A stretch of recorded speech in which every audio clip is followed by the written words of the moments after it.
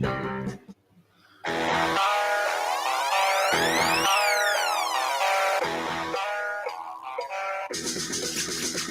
was always debated. It really was. I mean, for a long period of time, and it's still debatable, is it not? Whether or not baseball is successful here in South Florida. Would you say?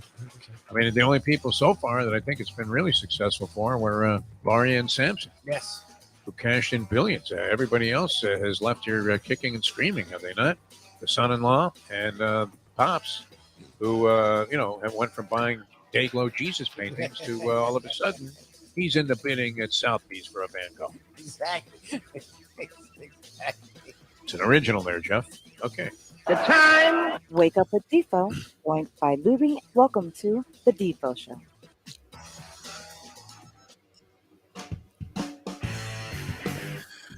And a very pleasant good morning, everybody, on a Peel Yourself Off the Mat Monday, the Defo Show. We begin another week. Jeff DeForest and one Mike Lubie Lubitz, who is beginning to understand the perils of having a young and yet to understand what exactly is going on dog, who's trying to carve out his own territory and make sure that he knows that you know that he's the boss.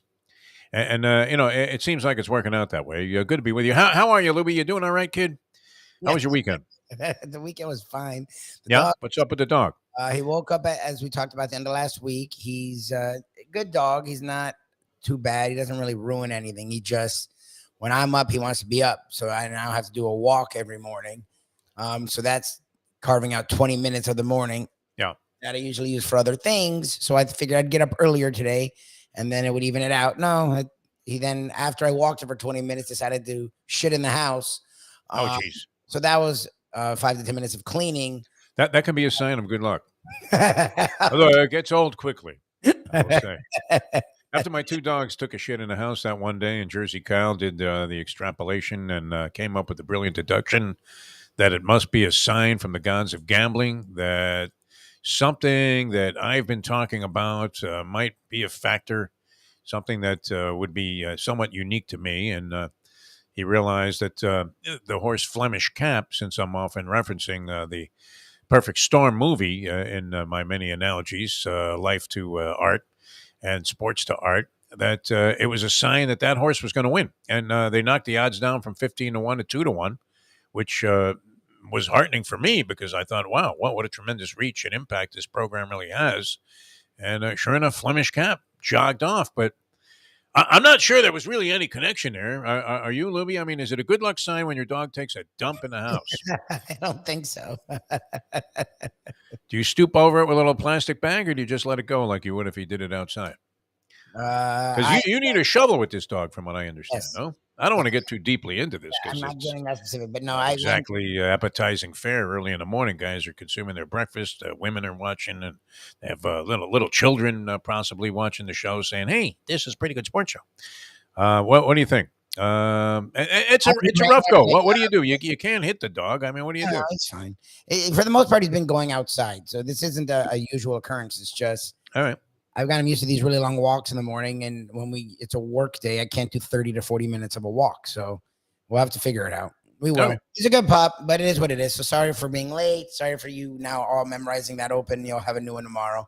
But it was a good weekend. Yesterday's Mayo brunch bash at 10 Palms was fantastic. How'd that go? Yeah, I'm sorry I missed that.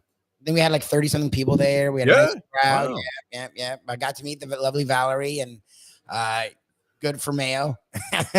Did he ignore her the entire time that he was there? No, he's not all over it. Yeah, he was right next to her. He was gambling. He was very active. She didn't seem to mind, but again, it's early, so we'll see how long she puts up with that. How many trips to the buffet for Mayo? He was good. Because he's got a woman now, so he's got to act different. Yeah, okay. A couple times. He waited a long time. He was very patient about going and getting food. He went with her every time. So he's in no better shape than you are with women. He's already Svengali'd. Oh, yeah, probably. Nice. Another one bites the dust, as they say. Another good soul, a free soul, a guy who was a degenerate gambler who was so happy he was gambling 24 hours a day. Right? I mean, right out of the movie, Two for the Money. I'm gambling again. May as well be Al Pacino there. But all of a sudden, he's on his best behavior. That's unfortunate. Yeah. Women and gambling don't mix. That was probably, I mean, right up there with Call Me Ishmael as among the most famous and important opening lines of any book ever written. And you're talking about, Moby Dick on one hand, but on the other hand, you're talking about picking winners, Andy Byer. Women and gambling don't mix. One of the most profound things I have ever seen written or printed anywhere. And it was a way to open up a book. I mean, I remember a guy many years ago, this is kind of disgusting, but I was in some creative writing class. So, me, I always picked out like the nut job to befriend, the guy with the hair down to the floor there. And, somebody that looked like he came out of a Monty Python movie. And sure enough, the guy shows me his opening line for a short story that he was about to turn into the class. And he said, well, I kind of had like some sexual stuff in here. And I'm saying, well, let's see it. And his opening line was, I never tasted my own cum before. No. He turned us in at Hofstra in a summer course that I had to take to make up the fact that I didn't attend any classes while I was at Syracuse, and I was 6 credits short of graduating. So I figured, well, why not just go and get this over with? And it was a lot cheaper to take the courses at Hofstra than it would have been to matriculate my way all the way back to the Cuse.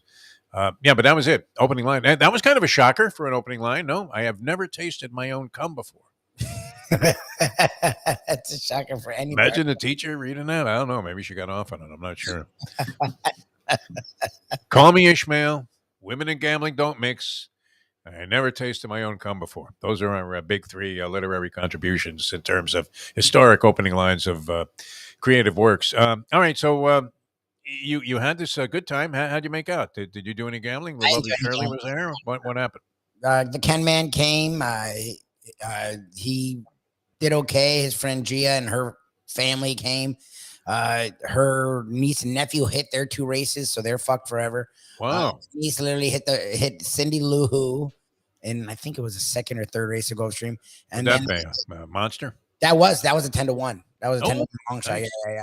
Yeah. Her brother. That's an unfortunate circumstance. You're right. Yeah, they're done. She's done. Yeah, I hit an exact. I split it 3 ways for $45. My first winning ticket, $2 a piece. I mean, we had 67 cents each on a $2 exacta. Came back 45. I still remember the numbers 4-8, and we couldn't have been happier. That was the night my friend's car caught fire in the parking lot. Yes. So the Roosevelt Raceway, circa had to be like 1968 or 9, somewhere in there. Such ugliness. Haven't stopped going back since, including a couple of times over the weekend. That's for sure. So her brother hit the next race, but he had a chalk eating pig, but he hit. So the kids were having a good time. But as you know, that's usually the worst thing is to hit that early because you're chasing that feeling the rest of your life. It's like that first line of cocaine. It really is. First line is a thing of beauty. Wow. How great is this? And then you're chasing it the rest of the entire time. I mean, no matter how big the bag is, no matter how pure. And nowadays, wow, I mean, how easy is it to quit doing that junk? Unbelievable. I mean, if you were an addict, there's no way that you could persist as one after they started putting baby laxative in there at ratios of 9-1. Unbelievable. All right, so that was good, and everybody had a good time. And great time. Did Mayo get up and make another greeting speech? Because he was really good at that. Mayo did a speech. He didn't handicap the first race because I guess he didn't have any. He had action, but didn't really have an idea. He handicapped the next 2 races. I think he was wrong in both the races. There's a surprise, yeah. But he did his spiel, and everyone had a good time. So we enjoyed ourselves. How was your weekend? What did you guys get into? Good. Kind of quiet. Sort of unusual. I thought I was going to avoid the casino on Saturday, but I was unable to. But I did spend the majority of the afternoon from about 12 until 5 in the pool with the grandkids, and of course my son and his lovely wife Kelly. And that was a lot of fun over at his place. It was kind of nice. And then we were leaving about 5 o'clock, and the Mustang had hit her just like a ton of bricks. It hit her right in the head. She said, you know what? I've got about $100 worth of free play at the Isle Casino, now known as Harris. So I'm thinking, well, is that your way of saying, geez, Defo, why don't we drive by the Isle? Now, I had Saturday's racing form, courtesy of one Mike Mayo, and I was curious to see the Haskell Invitational, my favorite race other than any of the Triple Crown races and maybe some of the stuff at Saratoga, would be the Eddie Haskell. it was not named for Eddie Haskell, the character out of Leave It to Beaver, but it is the Haskell Invitational. It was a big race, had a good field going. Mage, the Kentucky Derby winner, was making a return to the races after finishing second in the Preakness. Was Mage second in the Preakness? I think so, because my play was the back wheel Mage, which worked. So that was good. So I won a little money on that, and that was it. And then yesterday I had to bail out of the Gulfstream thing because the Mustang had made a prior commitment for the both of us to attend one of her tennis friends' birthday parties. So I went and did that. And it was a good time. I had a good time. Overwhelming smell of cat in the house, though. I mean, CAT type of cat. Yeah. I hate that. Like, that's overwhelming. I mean, I've had cats. I had 3 cats. I don't think my house didn't really stink of cat, did it? No. And that's why I didn't want a dog, because people who have dogs, a lot of the time their house will smell a dog, and I can't stand that. Like, it grosses me out. So I hate going into like pet stores or rescues. It's like you get hit in the face with that. This was overwhelming. Like, it had saturated the entire atmosphere to the point where it was actually, as much as the people were very nice, and I mean, it was a little bit of a different crowd, I guess, because this woman is very interesting who had the birthday. She lived in Italy for many years. Oh, wow. Brought one of the cats back from Italy. She plays the violin, and she had like a very eclectic looking collection of things in the house. Okay. But it wasn't your typical, thing that you would see in a brochure for some, real estate agent that was trying to sell a place in Lighthouse Point. It was more old school. I mean, could have easily been in the country somewhere. Very lovely. I mean, the people couldn't have been any nicer. We had a great time. These were friends of the Mustang. All vegetarians, though. So I don't know that Mayo would have really been a big fan of this. Oh, no. He might have been screaming, "Hey, could somebody spark up that barbecue and grill me a dog or two?" What they serve, did they at least try to make it good food? Or It was good. You know what? I don't mind. I mean, in my heart of hearts, I wouldn't mind becoming a flat out vegetarian. I haven't been able to discipline myself to actually accept that as my permanent diet. But I mean, there are reasons to go ahead and make that move. I mean, there would be from a health standpoint. Yeah, These people are all very healthy. They all play tennis and everything, and they're like in their 70s and 80s. It was incredible. Oh, wow. Yeah. Nice. Pretty incredible. And one lady, 80 years old, she has like a wicked serve, man. She serves like Martina Navratilova. It's great. Oh, shit. Seen her play, yeah. So that's a good thing. That was very encouraging. But that was another day in the pool. Do I look a little sunburnt? I mean, because no, looks the same. Yeah. Yeah, you look good. No, you don't look like shit. Is that what you were going to say? You're in the sun a lot. Your skin tans, whereas I turn red as fuck. You seem to tan decent. You like train your skin. Well, I'm out there quite a bit. I mean, with the walk of life, which in the searing heat, I mean, you can't help but get a little bit of sunshine on your face. Exactly. It's good. All right, so many things going on in the sporting industry. Later on, Chris Perkins going to join us. Dolphins. Did they open up training camp yet, or are they the only team that is not in training camp at this point? Yeah, exactly. Let me find out. Do they not want to expose Tua Tagovailoa, or however we're going to pronounce? How are we going to pronounce his name this year? What's it going to be, Lubie? You actually had like the correct pronunciation. I've sort of been butchering it from the start. Remember when we had Lee Steinberg on? They yelled at us. And he threw us a curveball. I don't think he's his agent anymore. He like yelled at us. What was his pronunciation of it? Tua Tagovailoa. Tua Tagovailoa. And that was the correct pronunciation, supposedly. Yes. And then all of a sudden that went away, and now it's something else. I think we want to call him Tony Dorsett. Yeah. Anyway, I like the kid a lot. I'm rooting for him. I don't want to ever give the impression that I'm not a fan of Tua's, and it'd be great to see him do well. I'm just not sure. There are a few things that you see that are a little bit problematical, are they not? Some of it has to do with the injury-prone nature that he's displayed, especially with the concussions. But I don't, we've had this discussion before. I don't, necessarily want to consider a player to be injury-prone, based on the fact that, some guy smashed his head into the turf 3 times and on different occasions, and he wasn't able to respond. Is that injury-prone or just bad luck at that point? But once you get a concussion, and we've seen this, and unfortunately nobody was paying any attention to it years ago, very easy for this to reoccur. And maybe it takes less and less blunt force against the head to create the situation. But all that being said, there are some flaws, right? Can Tua go to his right at all and throw the football? Is he always? I mean, is he one of those guys that, like, when I was playing basketball and everybody would just scream out, "He's all left! He's all left!" No, and they would guard you like sideways. they want to say Dare you to go to the right and turn and spin and take a shot. he can go either way.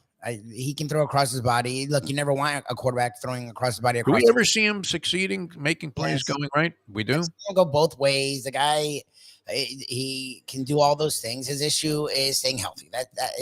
Arm strength's not even an issue. He throws it down the field plenty of times. His issue is staying healthy. It was his issue coming in, and it's now been proven true. Every year he's missed at least 4 games. That's just a truth. It's a fact. And this year he can't miss 4 games, or there's going to be major questions. I, as a Big 2 defender, openly admit that. It's just how it is. Concussion, whatever you want to call it. You don't want to call him injury prone, fine. He's missed at least 4 games from his last year at Alabama to this year, every single year. It's 100% a fact. Oh, what about this guy they got from the Jets? I mean, do you feel comfortable that this guy can come in if Tua is out Mike White? 4 or 5 games? Mike White? I don't know. Which is a name that haunts me because I believe that was the name of an evil program director I worked for at 790 The Ticket. I don't, and the guy ended up like getting arrested or something. He stole a bunch of. Oh, was that Steve White? Oh, that was Steve White. Yeah, okay. Yeah, Steve White. Yeah. Doesn't matter, Mike, Steve. You're still an asshole. All right. This was very low on my agenda, Lubie, and I have a ton of notes here that I made earlier this morning about a lot of different things. You see that? That would be my show sheet for today. Okay. Is that today's? Yeah. Marlins snap 8-game skid. This was very low on the priority list, talking about the Miami Dolphins. It is kind of confusing because the Jets have already been in 3 fights. Yes. They're fighting already. And yes. I don't know. Has training camp officially opened? Is it Jets, yeah. Most of the league. This week, the Dolphins, I'm seeing open practices for the public start Sunday, but I think they usually start stuff well before what they allow the public to see. So there must be something going on this week for the Dolphins. Around the NFL, it's opened everywhere. So how do you feel about the people that go out there for practice sessions?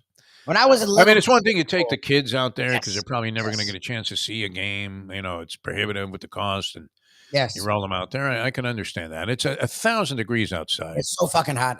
Even before this bullshit. Yesterday, my car literally, Shirley and I were driving home from Gulfstream, and the car said 108 degrees. It's very, very unpleasant to sit there in the stands and watch these practices. Camp was like that even before now. Camp, I've never been as hot when I'm on the field trying to interview Ryan Tannehill with the rest of the horde. Shit's pouring off you. Yeah. You look like Moses Malone. Yes, I'm like viewing at the hey, Mo, you going to ask a question or what? No, it's a blast furnace, remember? Man, we were happy to sit behind, like just, in front of you. Used to impale yourself to those giant fans that they would put up there in the makeshift press box that they had, where all of these guys are doing radio shows, including us at that time. And, it was so hot. I mean, you couldn't even speak. It was ridiculous. All right. So sitting in the stands, you're okay with the people, though. I guess if you're taking the little kids out there, it's probably a good thing, right? You get to see like pro football, Hey, look, there's Zach Thomas. He's got his gold jacket. It's all right, but I don't get too excited about it. I really don't. Although this gentleman is Tanner McGrath. Okay. You ask, who is Tanner McGrath? He is part of the Action Bet Smart network that is telling you to bet the Dolphins to win the AFC East because they're a great value at plus 275, Lubie. Yeah. You want to hear any of the rationale behind it? Sure. No? They're my second team. So, if you can get almost 3-1 odds, that's pretty solid for the team. All right. He says he's looking to fade the Bills and the Jets. Bills are running it back and feature one of the best all-around rosters in the NFL. They are the rightful favorites in the division. But I have my doubts about Buffalo.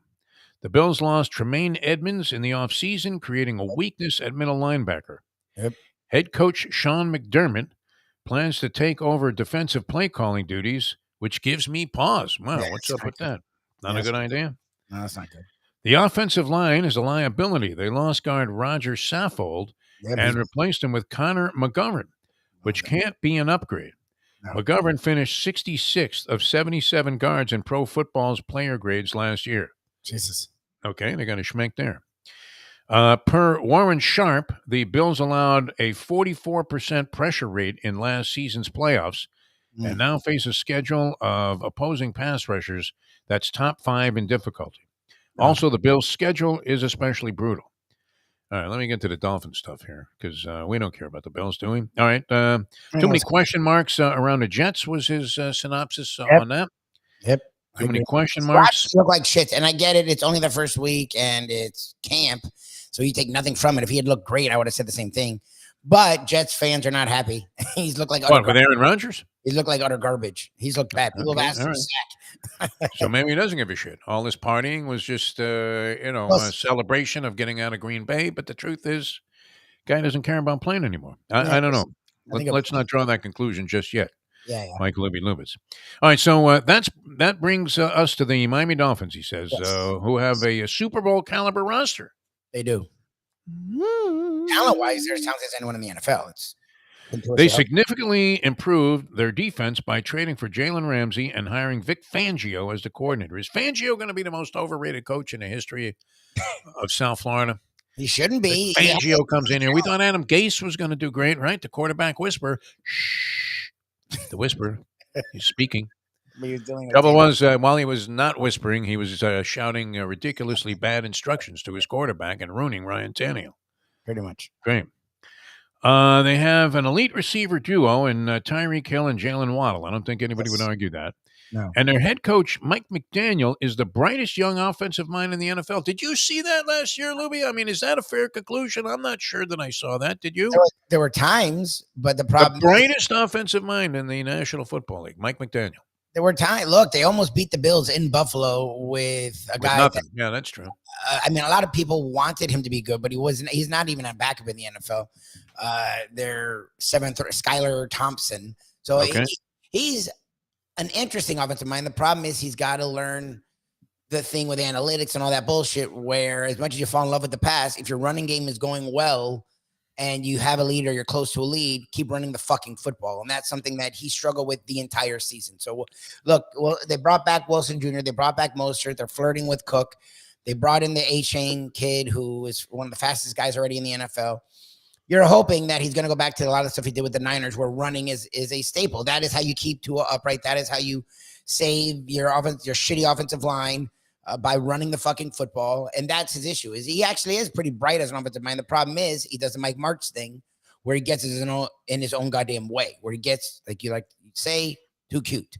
So don't get too cute. Run the goddamn football a lot more. And that's Perks. We're going to have Perk on 8 o'clock. Perks talked a lot about that with us. Perk on Twitter and his columns have talked a lot about. That's a big question mark for Mike McDaniel, is can he learn from last year when he would go away from the run a lot? First year head coach. I mean, to get off to the 8-1 start, they look brilliant. And you would have had a tendency to think, yes, this guy is some kind of bizarre, unusual genius that, we've been waiting to see blossom in the NFL for a long time. But I remember the frustration. I remember one particular call with Brett Tester, who joins us every week, the agent of the Stars. And now he had, his self-interest in this because it was his guy that was being curtailed a little bit. But he was talking about Raheem Mostert, his client, and the guy was having a big game, and then they went away from running the football. Yep. And I just remember the level of depression that Tester was expressing about the fact that Mike McDaniel refused to stick with the run. And it seemed to be an ongoing trend, and it was unfortunate. Now, look, the temptation is always going to be great. You have Tyreek Hill and Jalen Waddle out there and other guys that are equally, potent in the offensive passing game. But and even your running backs can be effective there. So you might want to have a tendency to throw the football, maybe to a fault. Yes. But nonetheless, let's see. Well, we'll see. Look, the guy was a first-year head coach. I guess we have to give him a little bit of a break. I don't know that I have him among the brightest of the bright yet, but we'll see. He still has to distinguish himself a little bit by, showing us maybe some improvement and maybe a better understanding of how to keep things balanced so that, he doesn't run out of tricks, so to speak, by the time you get towards the end of the season when the Dolphins, I mean, that last part of the season, what was abysmal at best. Dreadful. They luckily one game. They had lost a ton in a row. Yeah. And his game management, look, it's game management. We make fun of a lot of these terms, but his game management was an abomination. He was horrible with such ugliness, yes. He was really bad with timeouts, and he was bad with overdoing it. He's like, let me just throw the crap out of it. No, you don't have to do that, especially when you have Skylar Thompson in there. Just run the fucking football. When you think about that, yeah, this whole Skylar Thompson thing, he actually made that guy look like somebody that you wanted to see play in the preseason. All right, the key will be, how about this one, Lubie? This is good. Nice deduction here. Tua Tagovailoa. He finished second among quarterbacks in expected points added per play last year. Is that a stat? I've never heard of it. Expected points added per play. When did that become a stat? I don't know what that means. What is there? Holy Mark Lawrence. What is that? What does that mean?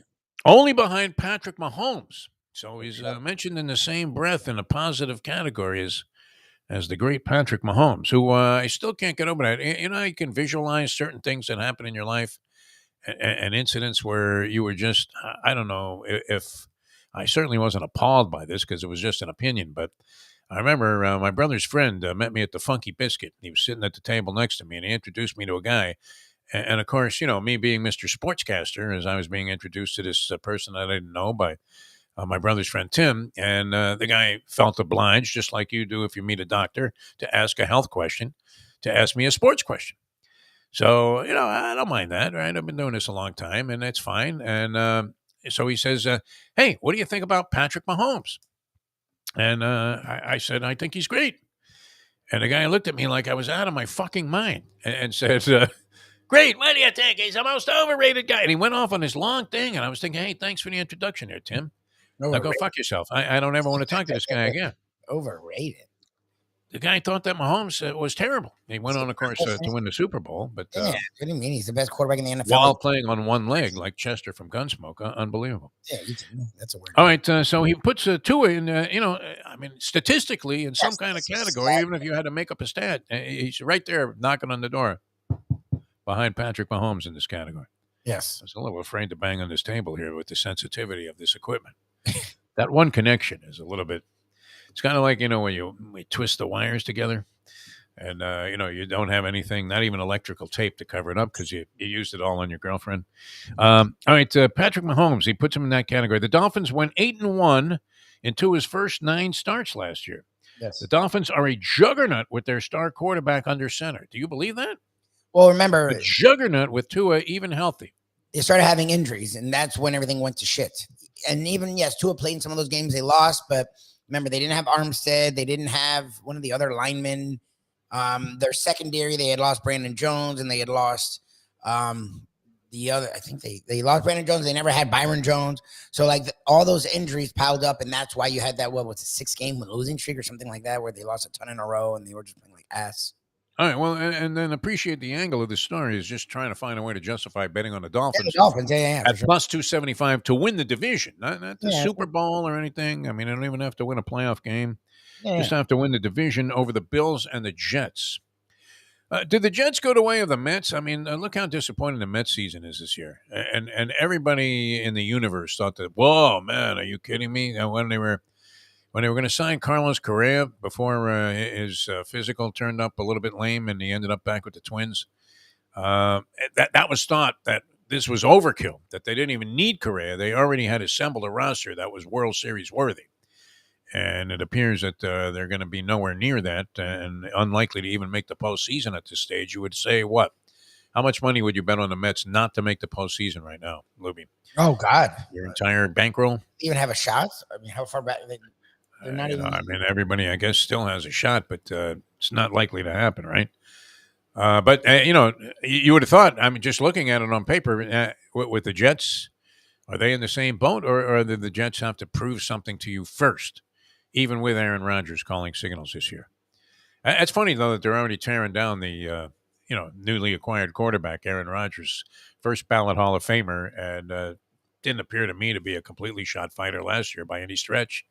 And the New York fans are already jumping down his throat.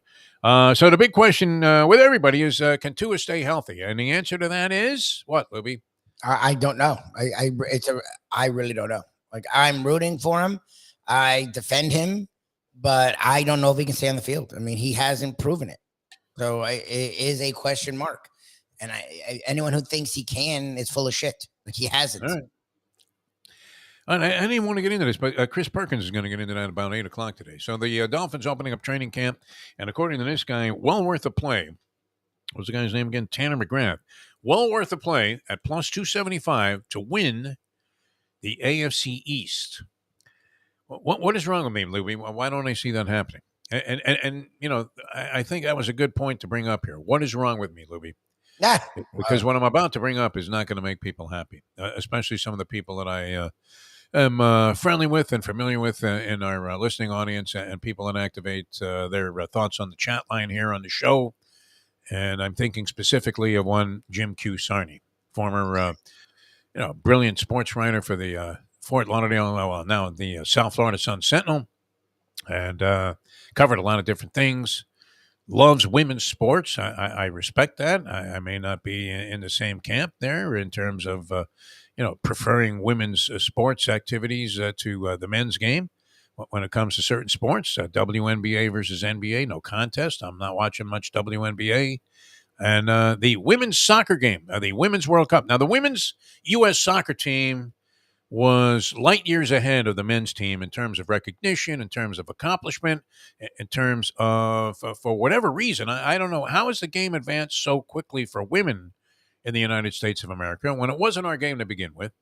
And yet it's been slowly evolving for the men to the point where we still suck, right? Oh yeah, the men's are horrendous.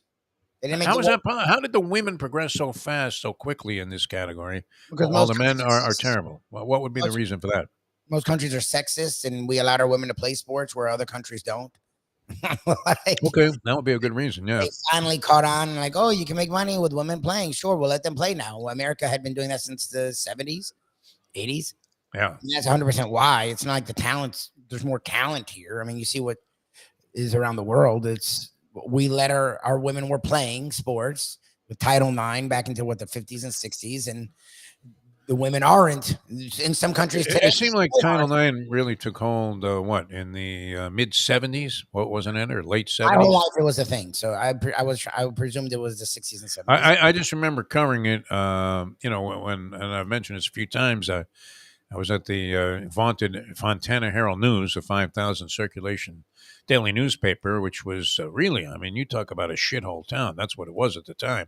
60 miles east of Los Angeles. Maybe not quite that far, like 30 miles east. I think San Bernardino might have been 45 miles east of Los Angeles, but it was far enough away from Los Angeles that you may as well have been just in the Mojave Desert, waiting for the sun to bake you and fry you. What is it, like 120, 125, Death Valley? I think the temperatures have risen to maybe in excess of 130 degrees. And that's kind of where we were. I mean, it was like they filled in swampland on Long Island and built the South Shore. They just kept filling in desert land there and expanding Los Angeles' suburban area to the east, it would be, right? You have to think the exact opposite would be, right? You're moving away from the coast and you're moving east. Yes. But, I mean, I remember when I was interviewing the football coach there, a guy named Dick Pruick. And, we had to spend a lot of time with these people because that was the big focus. High school football in California was huge. Fontana High School used to sell out its games with like 8,000 or 9,000 people in attendance. I mean, it had larger attendance than most Marlins games, which that's a whole nother story that we'll get to in a little bit. And I remember the coach, I mean, he was ashen-faced white when he was talking to me about the future and the possibilities and what was going to happen, actually, like in the immediate aftermath of the Title IX regulations coming into existence and actually being enforced as law in these schools. And none of that really happened. I mean, all of their fears. Did you see any real total destruction of the high school sports? What would it be? Hierarchy, where the men were all of a sudden it was so prohibitive for them to have to honor these Title IX requirements that the men's programs fell apart. I didn't see any of that. Did you? No. I mean, some things may have suffered, but the big sports that were concerned didn't. Like football and basketball thought, oh my God, we're going to lose so much money now. What are we going to do? Those are the pillars of the school. Yeah, I didn't see anything happening there. Did you? Those always get first dibs. All right. Well, anyway, the women have reached a level in soccer where they're far more recognizable than the men's team is in the United States of America. Yeah. So there were two big soccer events taking place. Messi's debut I don't know if you're gonna be proud of me or be You sad. watched it? I didn't even know it was on. Where was it on? Was it on TV locally?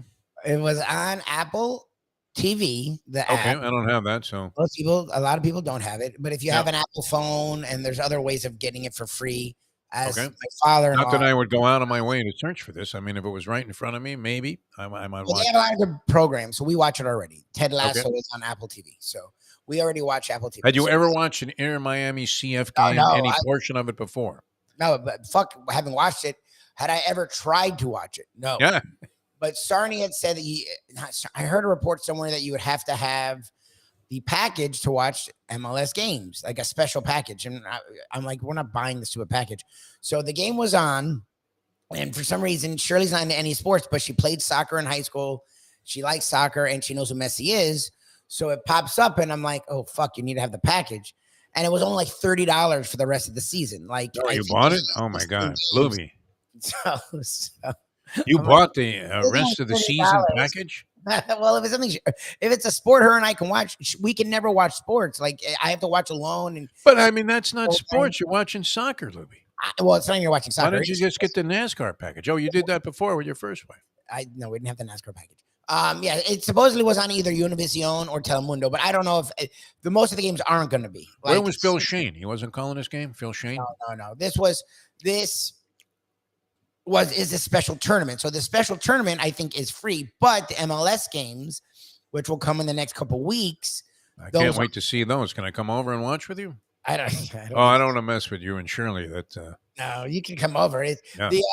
I'll take care of the dog. Soccer is so rough. Like, it's really bad.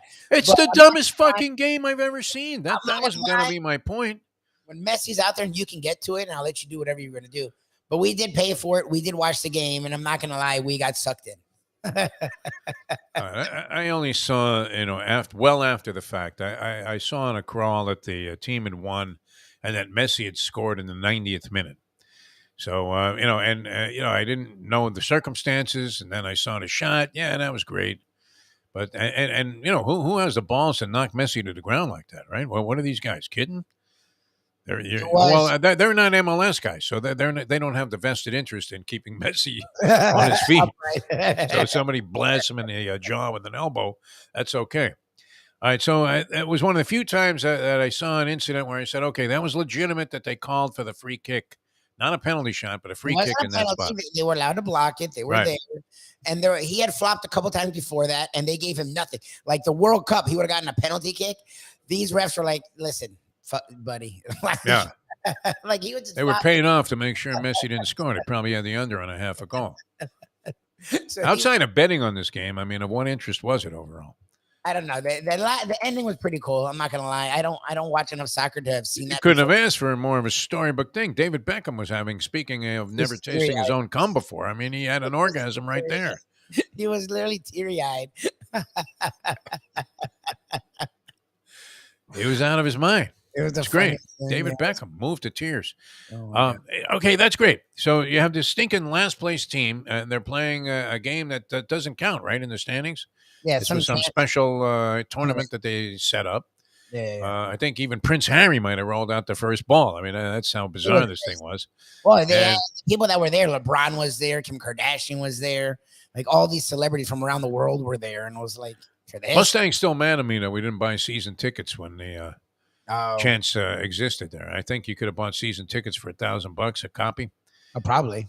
Right. I don't know how many games that entails, but it seemed like it would be a nominal fee for 20 games you're talking about? Yeah, I think it's like 15. I think there's 30 or 35 games. So whatever the half is, it's like exactly. What could you have gotten for the tickets? Because supposedly the prices plummeted when it was announced that Messi wasn't starting. But nonetheless, I mean, look at this star attraction that it turned out to be. At this dump of a stadium, this place is a shithole. Lockhart Stadium. I drive by it occasionally, and you're thinking, "Wow, what happened here? Did I drive into the wilderness?" There's nothing out there. It's a joke. You're west of 95 on Commercial Boulevard, in an area where you're thinking maybe the scorched earth theory applied, or they're shooting scenes here for a movie, and they're trying to replicate what it looks like in the Ukraine right now. It's just out there. And people schlepped there. These stars. I mean, what kind of vehicles did LeBron and the Kardashians show up in? They didn't park in that parking lot and then traipse through all of those weeds and the muck, did they? No, they were driven. I'm sure they're not driving. It's literally Commercial Boulevard and like Prospect. It's not like Kaiser. Out there, yeah. When I worked at Kaiser, it's like across the street from there. It's like not a metropolis at all. It's a dump. Dumbest.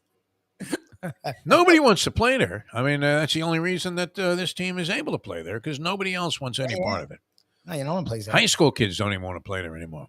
They're like, what? Our game's at Lockhart? I'm going to get a medical note, see if I can skip it. All right, so they have, packed house there, celebrities. What were the ultimate ticket prices? I mean, what did they end up going for?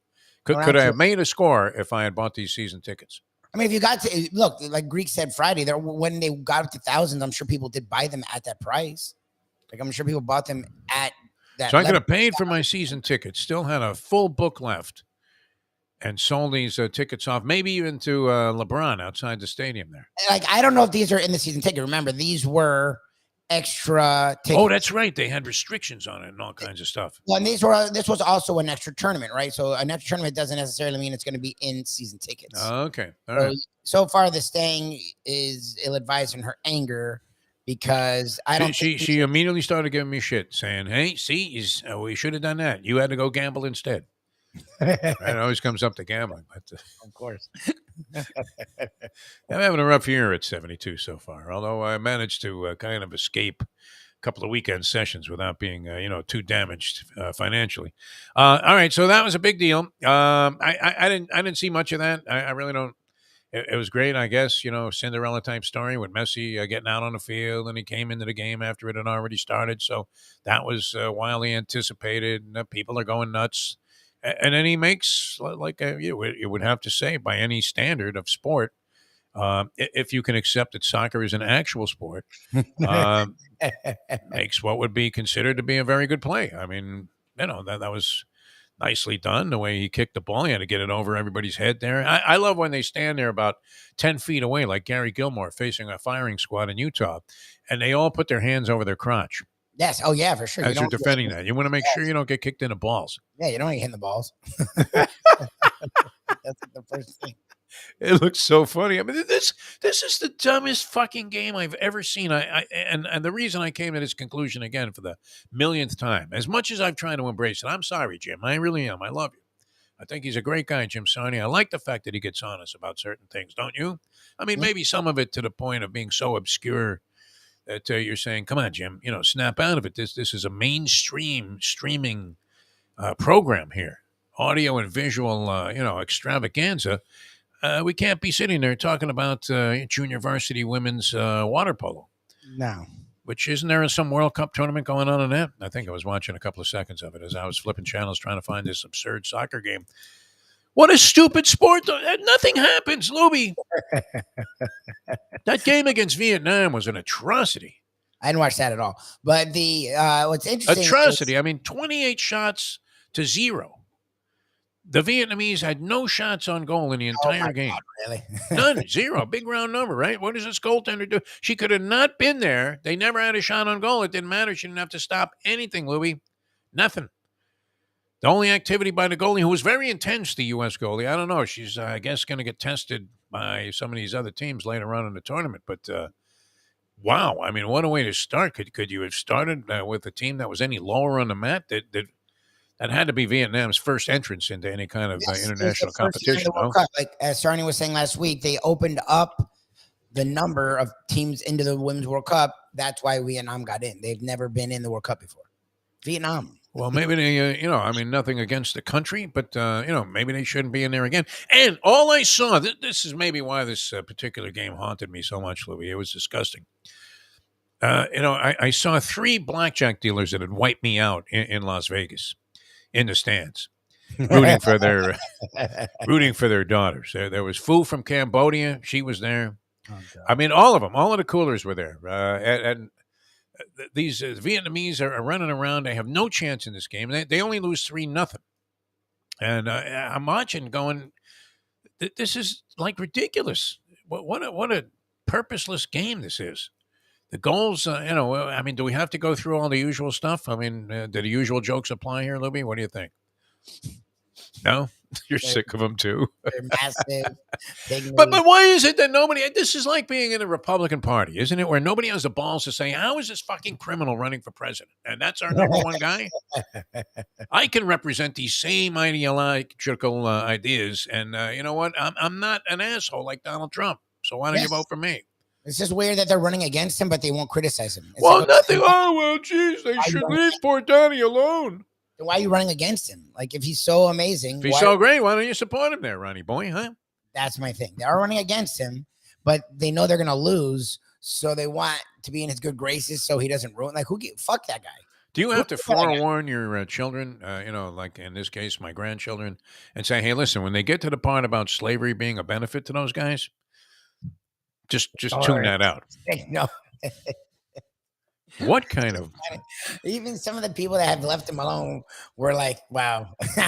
This is what you want to put into the schools? Come on, Ronnie boy. And he's defending it like, oh, well, me, Mr. Mein Kampf. They didn't learn skills. Like, that was the whole point, is they were owned by other humans. It was disgusting. There's nothing. I mean, the atrocities are so overwhelming. There's just the whole concept of it. Think about it. Zero ridiculous. Oh, he taught him to be a blacksmith. Yeah, we had him shoeing 400 horses a day for I'm sure he couldn't have learned being whipped. I'm sure the guy whipping him really was a great teacher.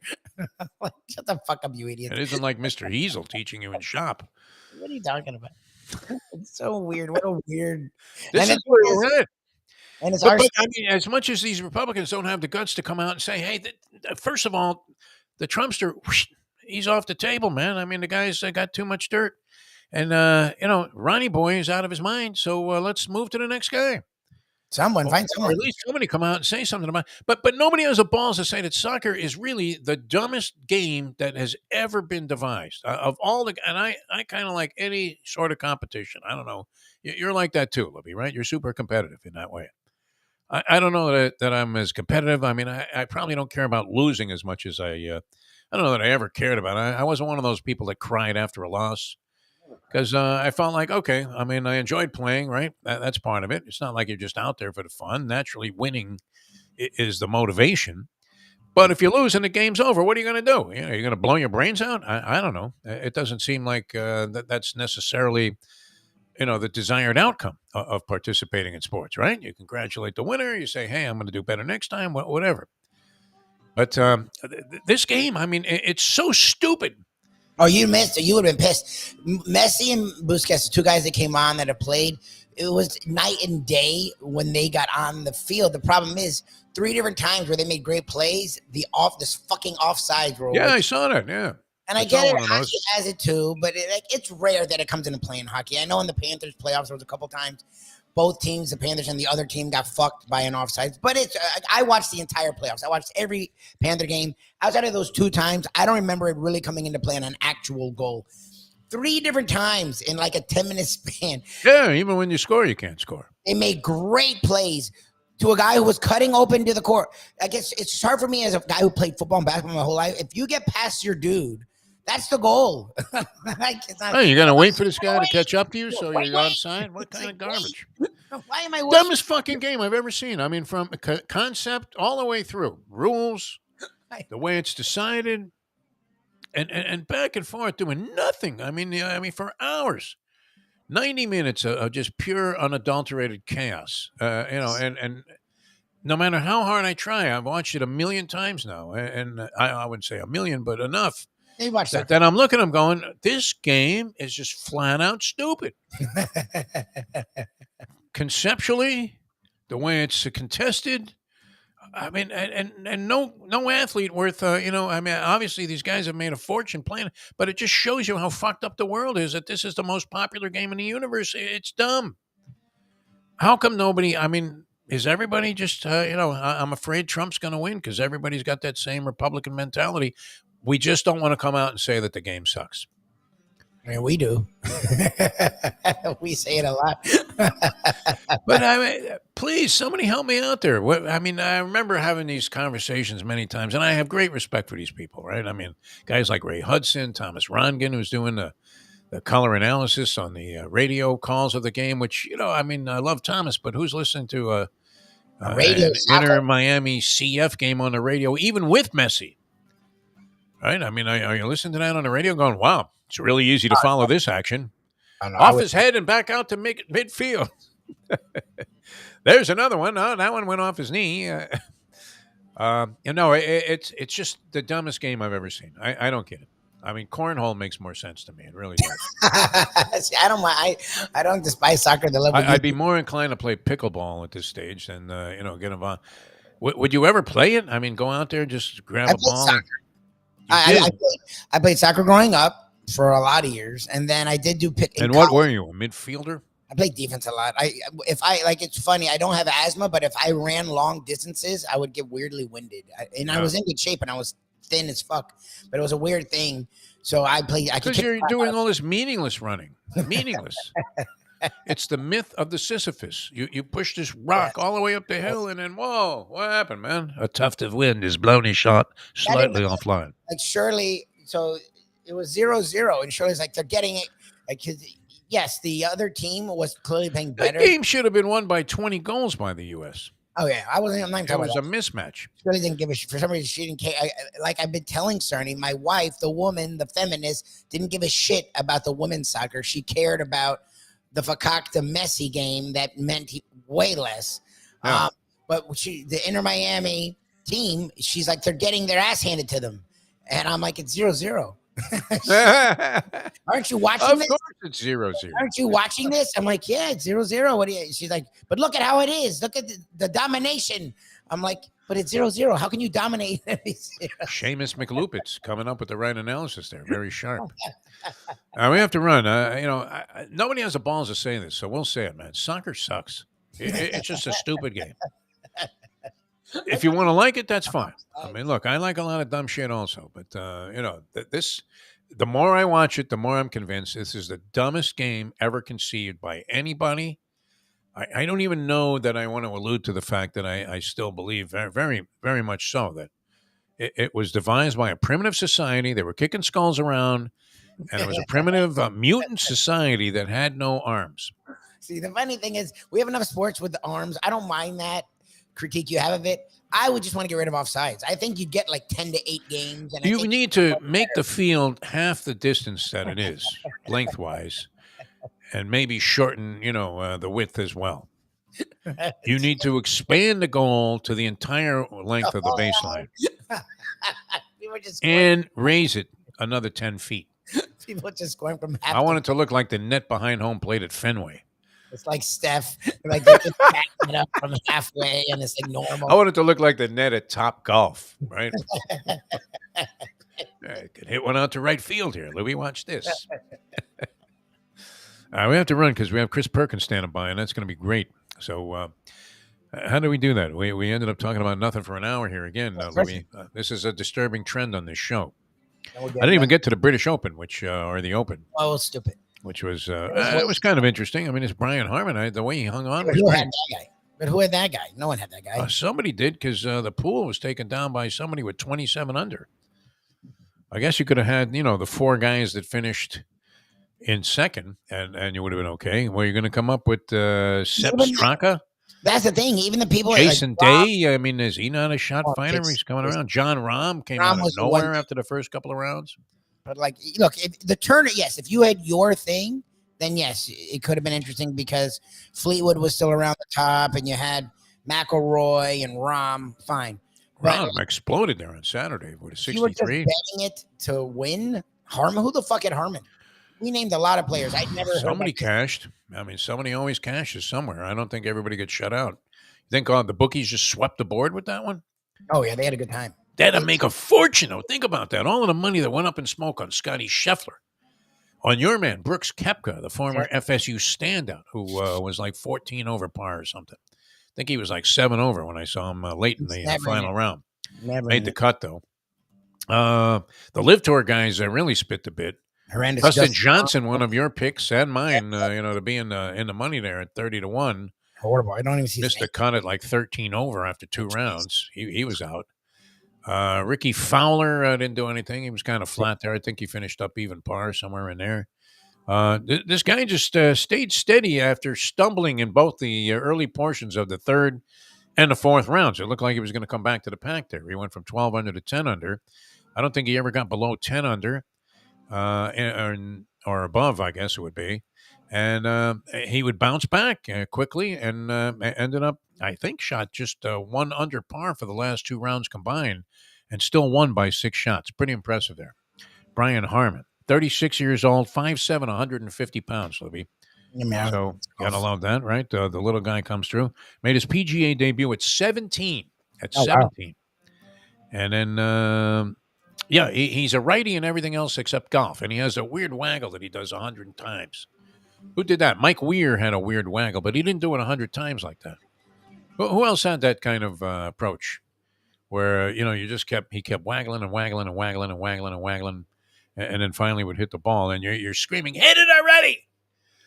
Seemed like a real nice guy. He's an avid hunter and fisherman. He should have been on the American Sportsman, right? See him frying up some trout with Kurt Gowdy and those two drunks, Big Crosby and Phil Harris. What was Phil Harris's claim to fame other than being a drunk on the American Sportsman? I only know that name. Was he a singer? I don't know that name because of you. I'd never heard that name otherwise. Big guy. I don't know what he did. He was obviously from some form of the entertainment world. And, so that's him. He's a world-class scuba diver. Scott Tway, who is the son of Bob Tway, is his caddy. And he was leading the 2017 U.S. Open after 3 rounds. And you know who mowed him down in that tournament, Lubie? Here's a trivia question for you. 2017 U.S. Open? Phil? Brooks Koepka. Oh, Koepka. Oh, God. Koepka, your man. All right, so, so what does that say? I mean, can we make any definitive conclusions about the Live Tour? I mean, out of this, no one did well. This is like when you sell your soul, does it eventually catch up to you? What do you Was the weather good all weekend? Is that what No, it was pouring rainy. I'm surprised they even played yesterday. But like in Europe, I guess that's like a spring day. It doesn't well, that's the thing. Remember, lightning is the thing they're always worried about. So maybe torrential rain. I thought it was raining so heavily that they would blow this tournament off and try to conclude it today. So then that's what it was. It never allowed the really good players room to get back in. He played really well early, and he just sort of held on.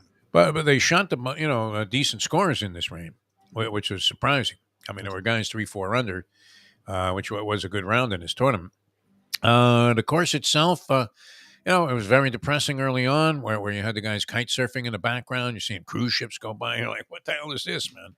Are we looking at the early tournaments in the year in Hawaii? But, even that celebrity tournament in Lake Tahoe where everybody's out there on a boat. How many drunks are out there on their boats in Lake Tahoe for that celebrity thing that was won by Steph Curry this year, Lake Tahoe? That looks like a pretty good event. Gurgle says he's been there. It looks great. But the scene was, docile, by any open standards until Saturday. It got a little schmenky, and then Sunday, I mean, it was raining hard. I thought whenever you would see the camera kind of pull back, where you could see what the actual level of rainfall was. I mean, it looked to me like Mayo's house in Pembroke Pines there. Or in Davie. What am I saying? Dania. That's where it is. Dania. I'm thinking west. Yeah. Mayo's east. Yes. But yeah, you could see, I mean, substantial flooding. And guys were hacking it pretty good all over the place. Very good job. Shows you how good these guys are. But Brian Harman, what? You would have to be, sort of heartened by that, would you not? A new guy comes out of the pack there, 36 years old. He started playing when he was 17 on the PGA Tour. And yet, I wouldn't know him from Brian Norcross, would you? Well, we have some weather coming in, and it's going to be very, very prohibitive out there for you guys that don't have storm windows, which I'm selling right now here in my show. All right, Perk, are we going to connect with him? He's having issues with his camera, but I mean, we can still bring him on after the break and talk to him. Just won't be able to see him. Okay, all right. Well, we'll see what we can do. Chris Perkins is going to join us. We'll get into this Dolphin story a little bit, and we'll continue on the Peel Yourself Off the Mat Monday here on the Defo Show. Brazil's already up 3-0 on, what is that, Panama they're playing? There's Roberto Duran's kid out there. Look at that. And they're right in front of the goal again, and how could you miss that? You couldn't. They score again. All right, unless these are halftime highlights. No, this is actually happening. Back with more in a moment. Now that. The time. How is Brazil not favored to win this thing? I mean, they're manhandling Panama here. That Vietnam game was discouraging, huh? with your No, Megan no. Rapinoe and Georgia, they dominated. They just got their goals and played very defensive soccer just to get through the first one. They didn't go all in, there you supposedly. go. Supposedly it was a very All good right. game for the U.S. That's what people have told me. All right, we're going to come back with more in a moment. Now that The time it's 8:08. Ponies in Style at Champions, the outstanding simulcasting room at beautiful Hialeah Park. Yes, the grand old lady of thoroughbred racing has never been more vibrant, and you can wager on the races from the top tracks around the country while enjoying a cocktail at the Brass Rail Bar or any of the fine food served throughout the facility. If poker is your game, you're covered in Style, and you can play all your favorite Vegas-style games, including blackjack, craps, and roulette, in Hialeah Park's sizzling hot casino. Get a player's card when you walk through the door for all kinds of generous amenities, including our favorite, free play, when you come out to the ultimate casino and entertainment destination, Hialeah Park.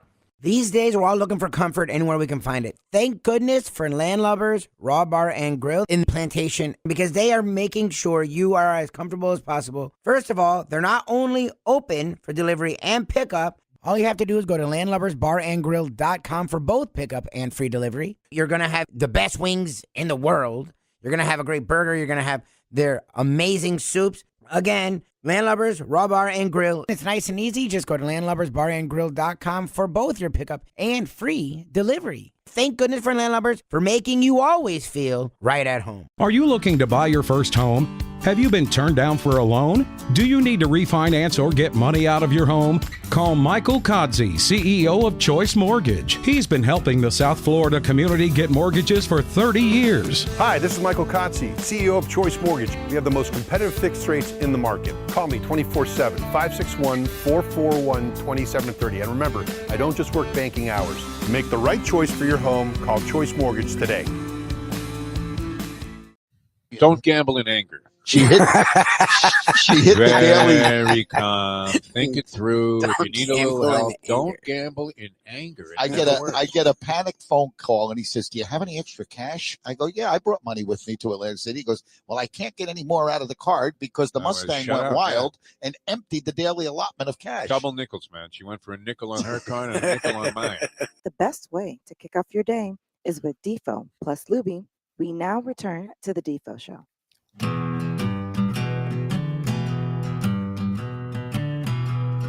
All right, welcome back to the show.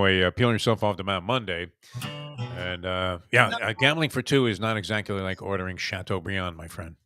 Just think about that. I mean, you don't necessarily want to share the capital. He worked it out. Beautiful, man. We had to see this guy because he's such a engaging spirit, and we always enjoyed talking to Chris Perkins. We used to live vicariously through him when we were married men on the morning show many years ago, and he was out partying on South Beach till 6 a.m. with a variety of chicks that even Magic Johnson would have been envious of. We welcome to the show now somewhat settled and sedate Chris Perkins. Chris, how are you, my friend? Fellas, it is 2 days to camp, man. I can't wait. But always wonder, is this the end of the off season? So I should be a little depressed, or the beginning of the season? So I should be excited. It's mixed emotions.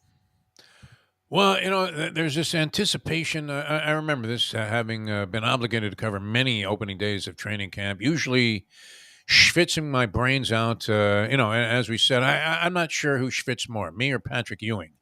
When we were doing those radio shows out there, you used to come on as a guest, right? Because we had not that we were just using you as time filler, Chris, but we were out there for 4 hours and nothing is fucking happening. I mean, Right. it was just like that, and there was this wild anticipation, and then such a sense of deflation when they actually had taken the field for the first time, and then you realized, oh shit. We got about 9 weeks of this, but it's shorter now, isn't it? I mean, how come the Dolphins are the only team that isn't in training camp yet? Yeah, The Jets are already fighting. They've already had 3 fights. Right. Exactly. Yeah, the Jets are up there duking it out, aren't they? Yeah. They're hating each other. Yeah, It the looks like coaches are Bo happy. Holyfield. I mean, it's Right. great. Yeah. Right.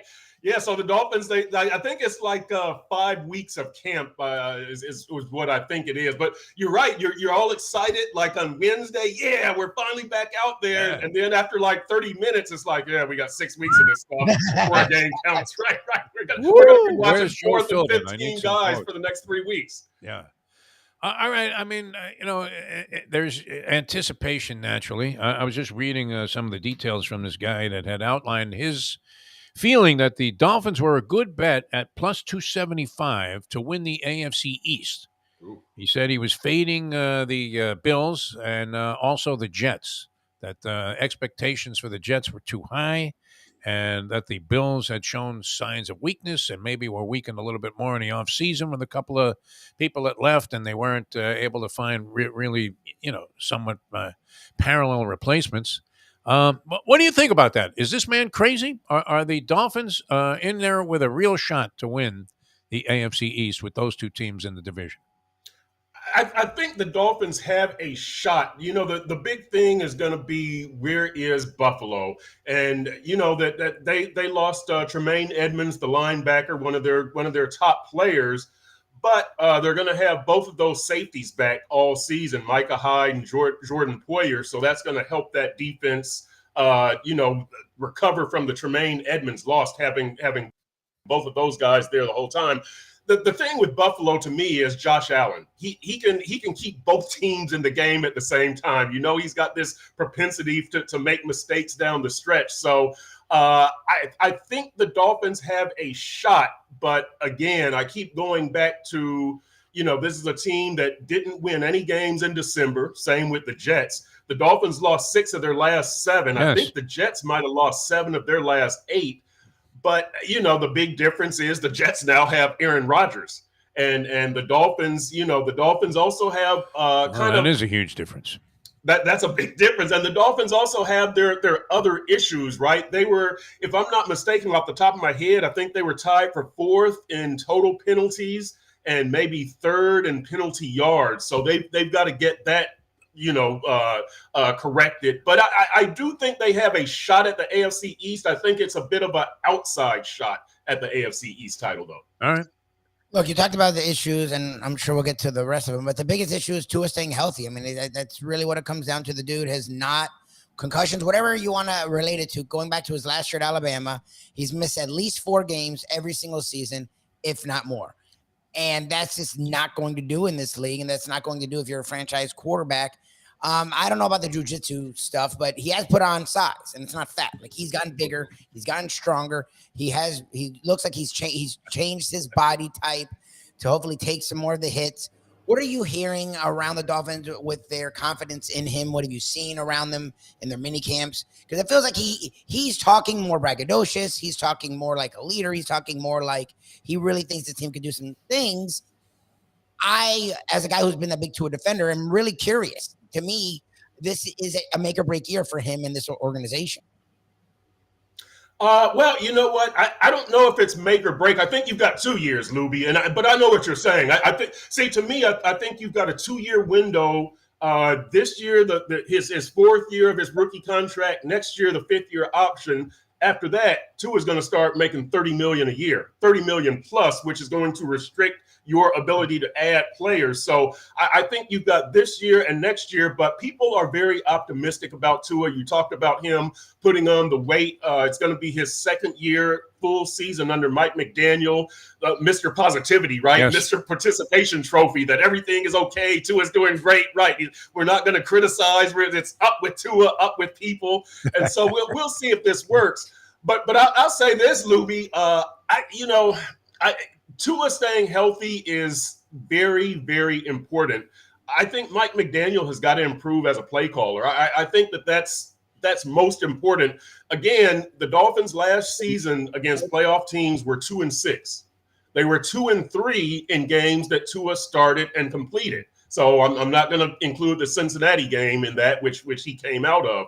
So, even if Tua is healthy, to me, the numbers say you're still not up there with the playoff caliber teams. And so when I think, can they win a playoff game? I think this team wins 10 games. I think this team gets to the playoffs, but can they win a playoff team The results from last year say no. You were 2-6 against playoff teams. Again, 2-3 with Tua in there. So it goes beyond a step beyond Tua staying healthy, because even when Tua was healthy last season, you weren't able to consistently beat playoff teams. I think, look, and I've talked about the Mike McDaniel play calling, right? The Dolphins were second fewest rushing attempts, 24th in third down conversions, and you had one running back, Raheem Mostert, averaging 4.9 yards a carry, and another, Jeff Wilson, averaging 4.7 yards per carry. That can't happen again this year.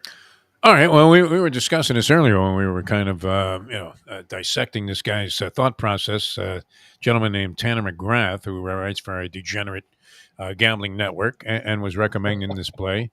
And he says that Mike McDaniel is maybe the brightest offensive mind in the National Football League. And yet, I mean, this is so simplistic, Chris. And Lubie, was on this point that his tendency to go away from the run was a little bit disturbing late in the season. Now you're losing games, so you're saying, well, what didn't we do? We didn't run the ball. And I understand the temptation would be very strong when you see what Tyreek Hill and Jalen Waddle were doing last year. I mean, even on short passes, they were turning them into big plays, and are dynamic. And that's kind of the way you're really going to put pressure and advanced pressure on the other team. But your tendency would be to kind of lean on that. But I mean, is he among the brightest minds, or does he need to read the chapter of our book, that was entitled "Don't Get Cute"?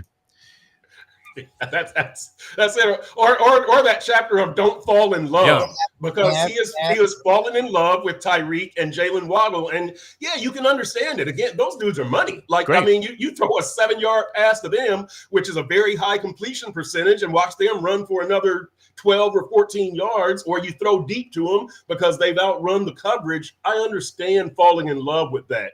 The thing is, against good teams, that kind of predictability gets you in trouble, right?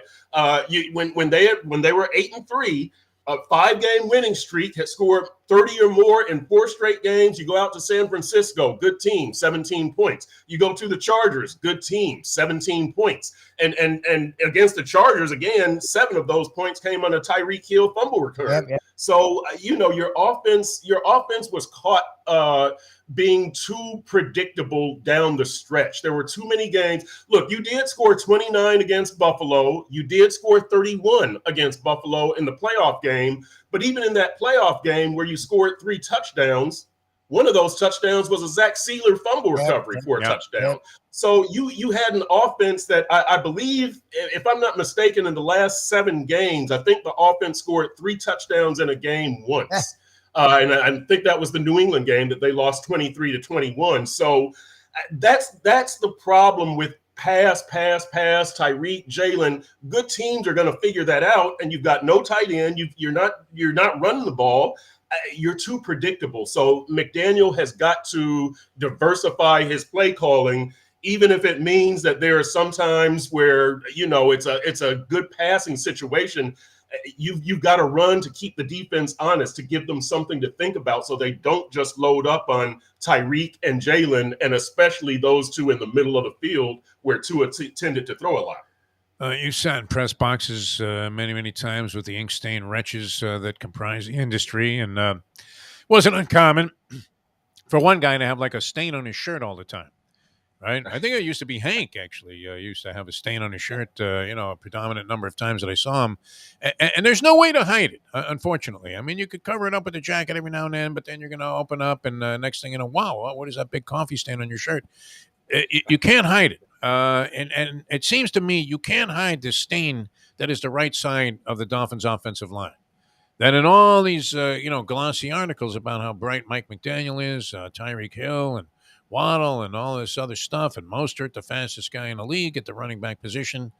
You can't overcome the fact that they didn't do anything on that side. So where are we at there on the right side of the line? Should we look there at all, or is that going to be an ongoing problem that plagues them all the way through the season?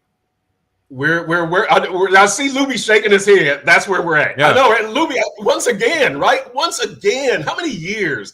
It's like 2 decades that where is this offensive line? Why can't they get it right? You're correct, Defo. The right side, they're bringing Austin Jackson back at right tackle. He protects to his blind side. We don't know if Austin Jackson is a good right tackle. He was injured all last season. He's a converted guard.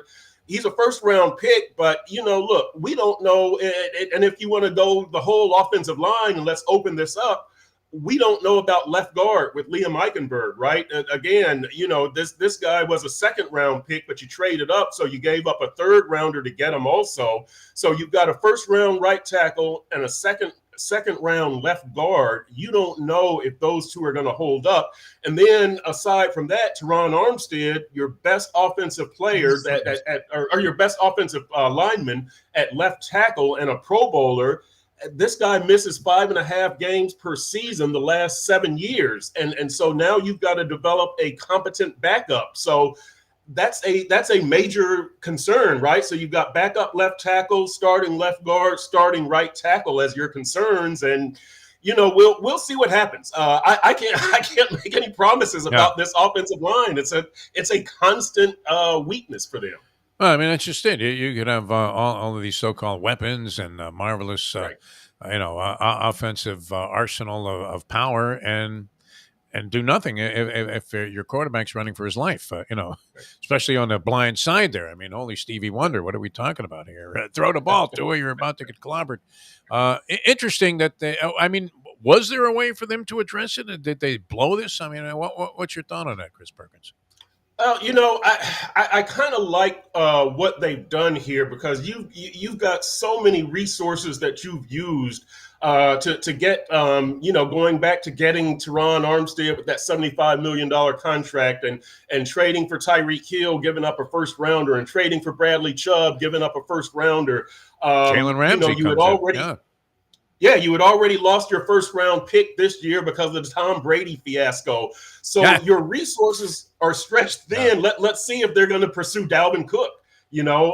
So your resources are stretched so thin. I think the attitude is, let's see what we've got in training camp. And if Austin Jackson or Liam Eichenberg isn't sufficient, we'll wait for training camp cuts and we'll see who gets released.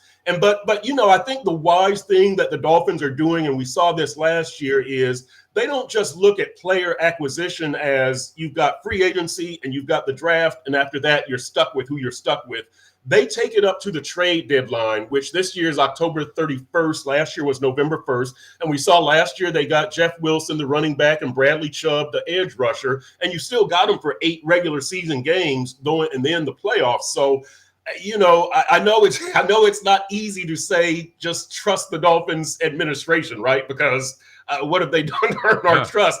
But I think that's kind of what you have to do, because they just couldn't go out and be splashy on the offensive line after they had been splashy in the offseason with all these other moves leading up to where we are now. Okay, but look, and I get it. We've learned that when coaches and executives, especially in sports, speak, their words mean nothing. Well, that's fine with me. But my problem is the last 2 years in the offseason, we've heard Greer and McDaniel go, we have faith in this line. We like Austin Jackson. We like Eichenberg. And then their actions back up that fakakta, ridiculous statement. Right. So to me, it leads me to believe, I sort of believe that they see some magical, mythical thing that no one else sees. I don't like, what are they saying, Perk, that we're not seeing with Eichenberg and Jackson? Because when they're on the field, they're an abomination. And then they're both hurt most of the time on top of that. Well, I'll tell you, let's be honest here, Lubie. I told you what they spent to get those guys, right? Austin Jackson, first round pick, Eichenberg, second round pick, and you traded up, gave up a third rounder. You got to justify that, Lubie, or else you look like an idiot, right? So these guys are getting so much rope that it's dangerous. It's really, but you've got to justify those picks, right? You can't bench both of those guys and say, well, there went a first round pick, a second round pick, and a third round pick on 2 guys that can't even play. So that's why they're coming into camp with the starting job. That's why they're going to get every ounce of leeway that the Dolphins can possibly offer before they pull the plug on them. You've got to justify your own actions.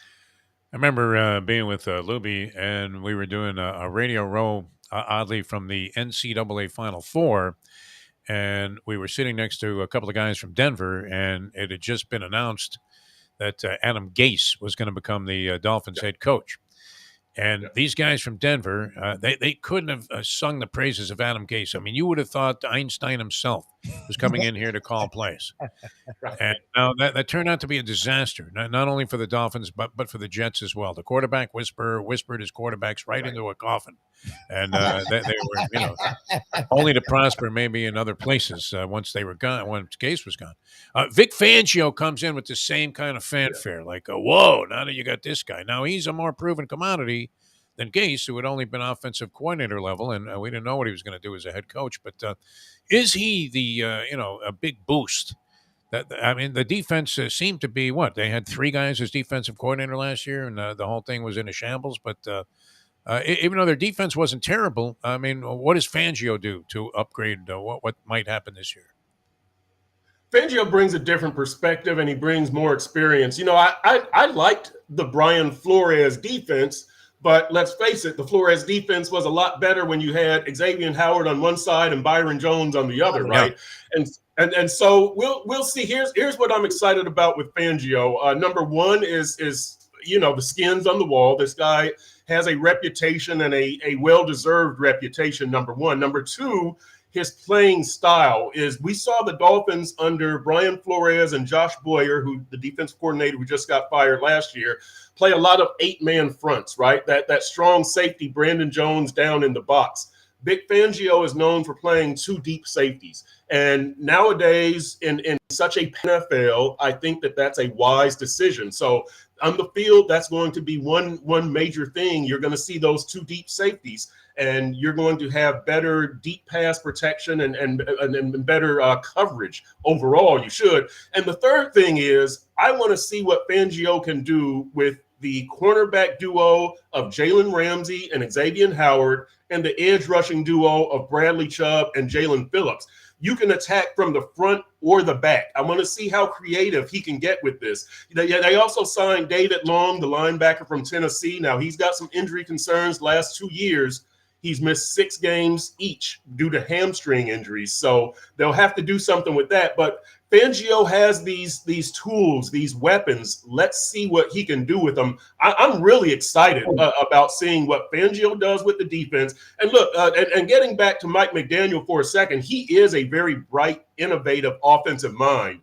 I think that you see with the pre-snap motion and all these things that he does offensively, he just fell in love with the passing game too much. So I'm thinking that maybe Vic Fangio can even help McDaniel with that and kind of say, hey, Mike, we're getting a little too predictable here. I'm telling you from a defensive standpoint, here's how I would defend you. And here's how, here's what happened last year against San Francisco and the Chargers. Let's keep an eye on this. So that's another way that I'm hoping that Fangio pays off, because McDaniel is a bright guy, but he was a rookie last year as a head coach and as a play caller, and we saw it. So I'm hoping that Fangio really pays off on defense, and then a little bit of Fangio leaks over to the offensive side. Quick thought on a couple of guys that are, relatively new additions, including, obviously Ramsey comes in this year for the first time with the Dolphins, and a proven commodity and a very aggressive player.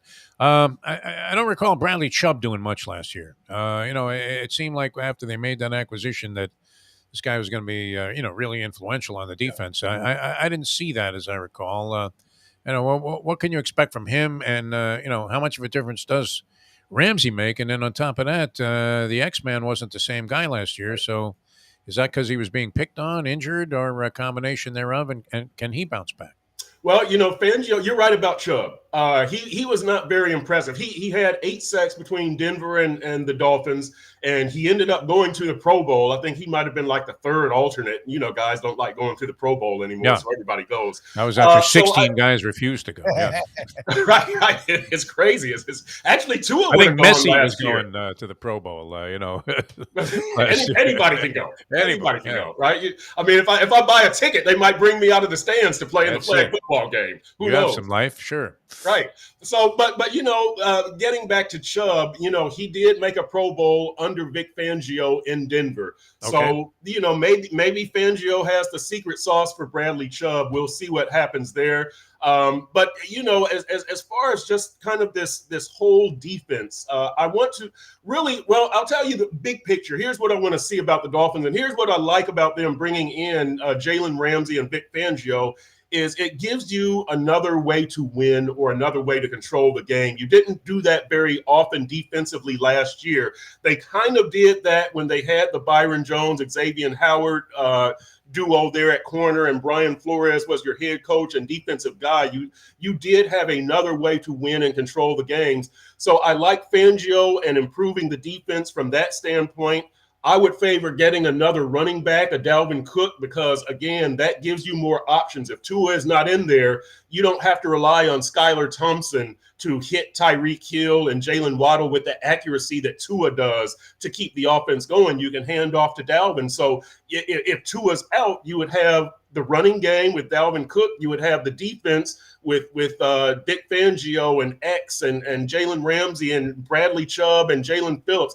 Those give you other ways to win, other ways to control the game. So I like what they did defensively. I would like to see him get Dalvin Cook, and all of this would make you a better, more complete team. I mean, look, San Francisco didn't get to the NFC Championship with a rookie quarterback because the rookie quarterback was so good. Yeah. They got there because the rookie quarterback didn't make mistakes, and you had a whole system around him that as long as he could keep the train on the tracks, you got a chance. That's what I want to see with this Dolphins team, that if Tua is out or even when Tua is in, you've got various ways to win. I think last year the only way you had to win was the big play. Yep. But this year I see them diversifying. Will there be any indicators during the entire preseason as to what kind of team this Dolphin club will be? I don't think so, Defo. And the reason why is because I expect so many of the key guys to play so little. Right? Okay. Like, do you want to put Tua out there, really? And if you do put Tua out there, which he's going to have to play a little in the preseason, but do you play him without Teron Armstead? And because you're not going to play Teron a whole lot. So you start to get into that. But then on the other side, and look, guys, I did a story on should the Dolphins start load management in training camp with Tua, with Teron, with X, with David Long. But, kind of the problem with the passing game there is that passing game all operates on rhythm and timing, and you've got to get that worked out in a game situation. Now, the joint practices, more and more, the Dolphins are doing joint practices with Houston and Atlanta, I believe. That is more and more nowadays where the teams do their heavy lifting in training camp and preseason, as opposed to the preseason games where you're exposing these guys to injury. But you've got to get them in there in games for a little bit. So maybe Tua and the starters only play 3 quarters in the preseason. Maybe they play 4 quarters, an entire game. But But to answer your question, I'm not sure we're going to get a true indication in preseason of how this team will be, 4 or 5 games into the regular season. The great Chris Perkins with us here on the Defo Show. Catch all of his work in the South Florida Sun Sentinel. He's the columnist, the designated columnist on the Miami Dolphins, so a number one authority. All right, one final thing, Chris. Always very generous with your time. I appreciate it. In reading this degenerate dissection of the AFC East early this morning, it mentions that the Buffalo Bills' schedule is especially brutal, the Buffalo Bills' schedule. And I would imagine that implies that the Dolphins' schedule is no picnic. How would you rate degree of difficulty there? And is that something we should consider? Because we're always teasing our good friend Tony Segreto when he used to have that useless exercise on NBC where the schedule would come out and then he would have to go through each game and decide whether they were going to win or lose it. And there's no way to know what the hell you're going to be facing like in Week 14 with whatever team comes into town. So is that a factor in your opinion, that the Dolphins' schedule overall, and is it brutal in terms of what this man is making the case for the Buffalo Bills schedule? Yeah, I'm not a big, the day the schedule comes out, you do the WL thing. Here's how I do my kind of evaluation is I do it like you would do for baseball or for basketball, right? You don't get that schedule out and do WL. You look at the Heat and you say, yeah, they could win 50 games. And you look at the Marlins and you say, yeah, they're probably about 5 games over 500 this season. That's what I do with football. I look at the team as opposed to looking at the schedule. Now, having said that, the Dolphins' schedule is tougher. I think it's that now they're playing the NFC East and the AFC West. Everybody, that's in the AFC East. Those are your opponents, but which are two tough divisions. So your schedule is tougher from that standpoint. But I think it's mostly tougher because your division is tougher, right? Everybody in this division is probably at this point you'd have to say a 500 team, right? And so even New England, that they could squeak out. Well, you can't be 500 nowadays with 17 games, but you know, 8 or 9 win territory. And going a step further, to me, that makes the road games tougher.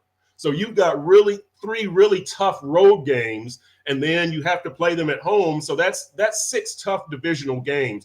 To me, that's what makes the schedule a lot tougher as opposed to the divisions that you're playing. And yeah, those are going to be 3 tough road games, going to New England, going to Buffalo, going to the Jets. By the way, 3 games that you lost last season. All of those divisional road games you lost last season. So that's going to be really tough from that standpoint. All right. Well, we know that versatility is a key in this business. If you're going to be a sports writer, sportscaster, you've covered a lot of different stuff. And you, from following you on the boxing beat for many years, you've covered basketball, now the Miami Dolphins columnist. I don't know if you've dabbled in soccer, but would you agree that this is the dumbest fucking game that's ever been invented? Chris Perkins. You know what? After watching the women in Vietnam, and I never thought I would say this, take the points with Vietnam, but that's where I was at, in that game. And, the over-under was 6.5 goals, and Vietnam was not expected to score. They didn't get a single shot on goal. They go back and forth, back and forth, back and forth. Nothing's happening. What do you think? I mean, where do you weigh in on the soccer problem that we're having right now in America? I think it's probably looming larger than Ron DeSantis in terms of the problem. Look, I think the bigger problem is they can only get 22,000 people in dry pink stadium, right? Yeah, I guess. Come on, you got to watch what? To watch a guy take like a free kick. That was the big highlight. You know what? I like soccer. Here's my thing. I don't understand soccer strategy, and so I got a lot of my boys who watch soccer, and I'm like, well, tell me the strategy. Like, tell me the defense they're playing, and why. Like, who's marking who, and how can I tell who's a good defender? Bro, they're just trying to score. I'm like, no, dude, they practice. Like there's video, there's analytics, like there's strategy here. Like these coaches get paid a lot, and people can't explain to me, what, like if we're watching football or basketball, I can explain why they're doing the pick and roll, or why the guard is pulling, or why they're playing a zone instead of man. I've got to get somebody to explain soccer to me at that level, and then maybe I would like the game a lot more. But I will say this, Defo. You guys know what we've seen this calendar year in South Florida. I think it's been our best year ever, starting with the Dolphins making the playoffs, the Heat as an 8 seed going to the finals, the Panthers as an 8 seed going to the finals, FAU Final Four, Final Four, Women Elite 8, Nova Southeastern men's basketball winning the Division II title, going undefeated, right? But with all of that, I think the 2 biggest sports moments in this city came from international players, right? Shohei Ohtani striking out Mike Trout in the World Baseball Classic, and then Messi's goal. And both of those, strangely enough, I think were bigger international stories than local stories, as strange as that might sound. The soccer thing, let's see what happens with Messi. And I mean, obviously the greatest player in the world, maybe the greatest soccer player ever. But we'll see with the locals. Just you can only get 22,000 in that stadium. So the frenzy doesn't look like a big frenzy. You don't have 65,000 in the stadium and then a few other 100 in the parking lot. You don't that frenzy scene is not there. So, and by the way, on the text line, Tua did play last preseason. He played in a couple of games, but he played minimal time. Your point is well taken, Julian. I know what you mean. Julian's very sharp on a lot of this stuff. Messi playing in the MLS here with the Inter Miami CF, team that was in last place out of 15 in their conference, I guess it is. It would be like Secretariat showing up at Agua Caliente for the fourth race after winning the Kentucky Derby instead of, skipping the Preakness and just, abdicating a chance to win the Triple Crown. It just seems like, it'd be Michael Jordan signing up for like a CBA game and playing for the Albany Patroons or the Globetrotters or something. It just seems totally out of place. But we'll see. And Lockhart's a dump. Let's face it. Should have been bulldozed many years ago. Did the Orioles play there after the Yankees for a little while? Yeah. Spring training. And even they said, what a shithole this is. We got to get out of here, right? And they're gone. All right, Chris, I can't imagine Messi's his reaction when they showed him a photo of the stadium and said, "This is where you're going to be playing." Like, we just want to be honest before you sign. It's at a Checkers. I mean, like 3 blocks away. They never had anything going on there. It's a joke, man. And this is the greatest player in the history of sports. I mean, if you consider, the kind of accolades he draws in the soccer world, which, is the world's premier sport, I guess, which hard to conceive. That's why the world is so fucked up. They should do something about global warming, and try and, eradicate some of that and do something about it rather than promote this stupid sport that you're just futilely running up and down. No, Chris, I try to embrace it. I really do. I mean, look, I like every sport. I like every game. Right. I've probably tried every game at some point in time. I'm sure you're competitive. You're playing, bar shuffleboard, and you're trying to win. But it just seemed like a waste of time. And I guess my indoctrination into it was, I don't know if this was the case when you were in high school, but it was punishment. When I was in high school, if somebody had graffitied the men's room, the bathroom, and until somebody ratted a guy out, you were playing soccer in gym class, and eventually they would always find a guy. This wasn't like the Gilgo Beach murders. I mean, it went unsolved for 13 years. The guy's sitting right under their nose. It was like within one day, somebody would say, "It was Joe," and that was it. We didn't have to say, "Have a seat, Mr. DeForest." I was already like, listen, I don't want to play soccer all day. All right, enough on that. We don't want to draw you into our lame argument about the sport being absolutely useless, but the more I watch it as Women's World Cup, which I have it on right now in the background, I mean, just a disaster of a game. All right, good luck out there. One question. Yeah. Any action on the Women's World Cup? I bet Vietnam I was getting 450 to 1. And I was in there with a shot, right? 3-0 is, that's a field goal. What the hell? I love it. Yeah, it's not the lack of scoring. It's just the lack of purpose of the game. You hit it right on the head. You ask these guys about the strategy, and they really are. They're like Republicans. They start saying, yeah, well, what about Hillary's emails? That's right. Hey, well, what does that have to do with anything? I'm asking you about this asshole, Donald Trump. All right. Thanks, Chris. I don't want to draw you into our political shit either. Thanks so much for being with us. And I love the pool in the background, as usual. Chris Perkins, ladies and gentlemen. Chilling, man. Chris Perkins. He's going to need that pool after sitting out at training camp for a couple of days. Can you imagine what this is going to be like? And they're opening up Wednesday? Wednesday, right? What do you think? Yes, he said 2 days, so I would presume Wednesday. Well, why is it that they were a week behind the other teams, though? Are they that much better? Yeah, I don't know if it's about being better. I don't know. I don't get that. I mean, why would the Jets already be doing stuff? By the way, those fights, they're not even like wearing, equipment yet. That was just from, brushing each other while in shorts and little T-shirts. That was it. No pads, no nothing, Lubie. That's always a big thing in the football world, right? It's kind of militaristic, huh? Well, we'll really be able to tell something once these guys are in pads. Like, whoa, yeah, okay, they're going to go to war. I'm looking forward to it, though, aren't you? I mean, do we need a little football at this point? Marlins snapped their 8-game losing streak. That was horrific, Lubie. Fell right out of the race as quickly as they were in it. Boom, out of the wild card spot. But, I guess not dead yet. What do you think, Libby? Dead?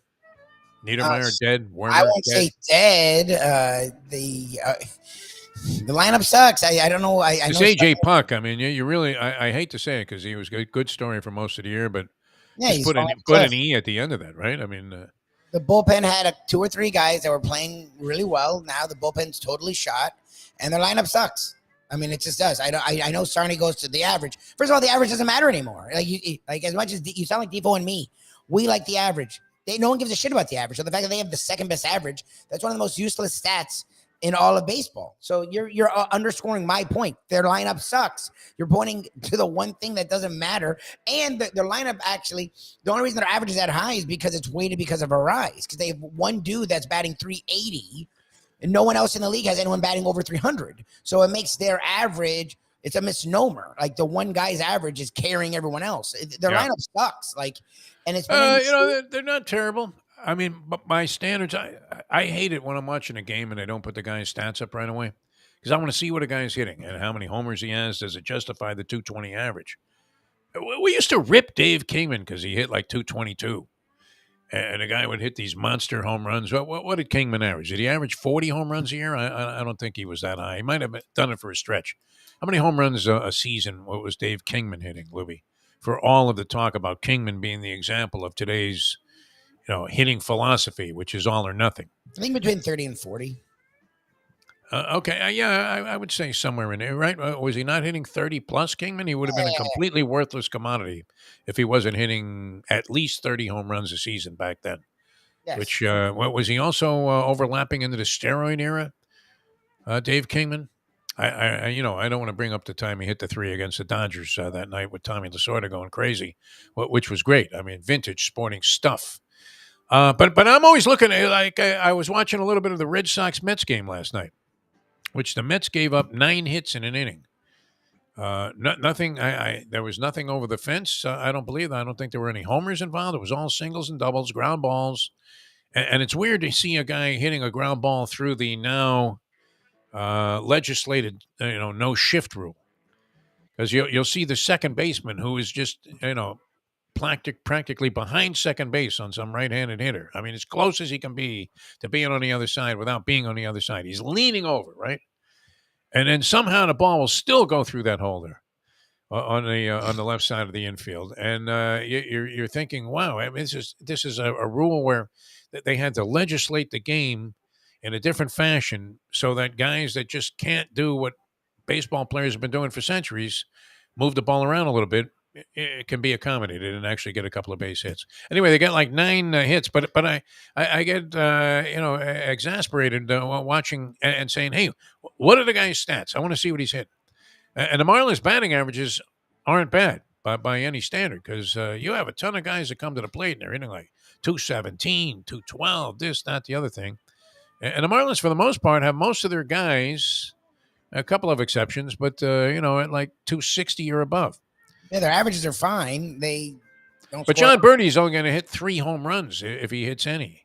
They just don't score a lot of runs. At 292.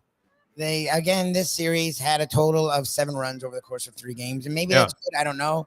That's not going to hang with the Phillies. That's not going to hang with the Braves. I mean, look, and you have the Diamondbacks still hanging around. You have the Reds still hanging around.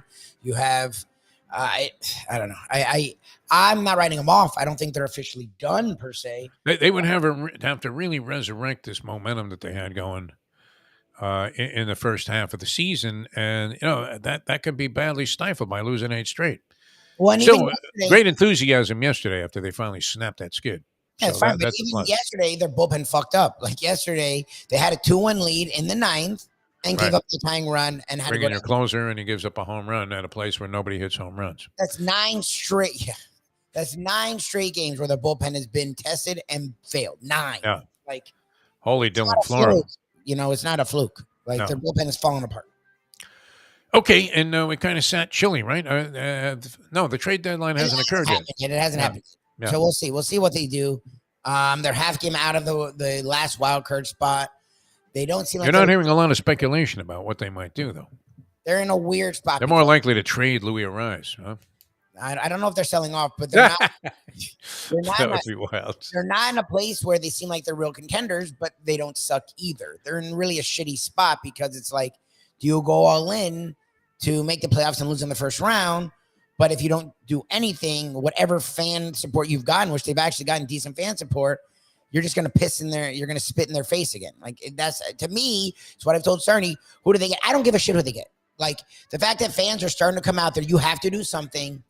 I don't know what it is, but you just do. And maybe that sounds illogical because change for change's sake usually isn't a solution. But for this team, it is. For this team that always sells and never buys, For you to hover over 500 the entire year and hover around the playoffs the entire year. They're still 7 games over 500, gotta do even something. after this disaster of a streak. Yes, you have to do something here. You have to make get some kind of a bat, get some kind of a bullpen arm to show fans we think we can win.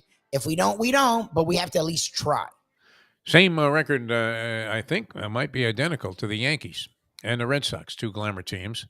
They're both 7 games over 500, and yet they languish at the bottom of the American League East, which now has Baltimore on top by a couple of games over Tampa Bay. Yep. And, I mean, that's kind of wild, isn't it? 7 games over, and you're in last place. Myron in last place. All right, we'll come back and wrap things up on a Peel Yourself Off the Mat Monday. Thanks to Chris Perkins for joining us. And you know it's really something to be thankful for, Lubie? We don't get anywhere near Dolphins training camp during the course of the preseason there. Wow. I didn't mind it, once I was out there, Lubie. But, remember showing up there and there's mosquitoes and everything. You're out there 6 a.m. You don't know if you should park in this spot or not there in that little Dolphins players parking lot. And you're thinking, if I park my car here, are they going to tow this sucker? I mean, is that what I'm going to be greeted with when I get outside? Hey, where's my car? And then you schlep in there. You don't know if anything's going to work, right? You're not sure if the phone line is going to work. And then, a couple of times we were actually approached by the public relations guy, and I feel terrible because I'm blanking on his name, and it was the guy. God rest his soul. He passed. Yeah, he passed away. Jason Jenkins. Yes, thank you, Lubie. Good guy all the way around, and he rose to a high executive level there with the Dolphins, but he was like the PR guy when we were going out there. Yep. And he would kind of very humbly approach it and say, our defensive coordinator would like to talk to you. Kevin Coyle was the guy's name, right? Kevin Coyle? Yep. And I thought, oh, fuck. That's not going to be fun, right? Well, what did we say? And sure enough, it was because he was just like a huge fan of the show. I couldn't believe that. That was overwhelmingly relieving to me. It was like, you've had 30 beers and you have to pee, and you finally find a wall that you can do it against without, it was such a relief of tension. Because I don't know, would you mind getting chewed out by a coach for saying something? I mean, we don't mean any harm with any of this stuff, do we? You say a guy sucks you don't really mean that he sucks. No, I mean, he's still a professional athlete. I understand all that. Yes, I don't think he sucks in the grand scheme of things. I think in relation to other professional athletes, he's at the bottom of the totem pole. Yeah, it was a scary time, and it sucked. And I'm really happy I don't go to camp at all anymore because it's the hottest place I've ever been. And right now, it's as hot just walking to your mailbox. I can't even imagine camp this year. And the people at the station, because we were the flagship, were always especially nervous that somehow the ultimate ambassadors and liaisons for good faith and good cheer, we're going to fuck up the relationship with the team. It's like, why send us out there then? I mean, exactly. If you don't trust us to do this, I mean, we're probably the one good thing you have going at this radio station between the team and, the station's relations. And yet, don't you remember that level of paranoia? Yes, always. Grace Blazer, the program director, used to be marching back and forth there, like all of a sudden we were going to introduce some new curriculum at a Florida school. That is the most ridiculous thing I've ever heard. Professed by anybody, huh? That this was good. Oh, it's fine. He's really going. Slavery was good because it had its benefits. You're trying to do the right wing fascist thing hard while still. But how could you? I mean, possibly this country is going to embrace that. That would be no. It's only. I was telling Andy on the Facebook post he had about it that if some celebrity said that.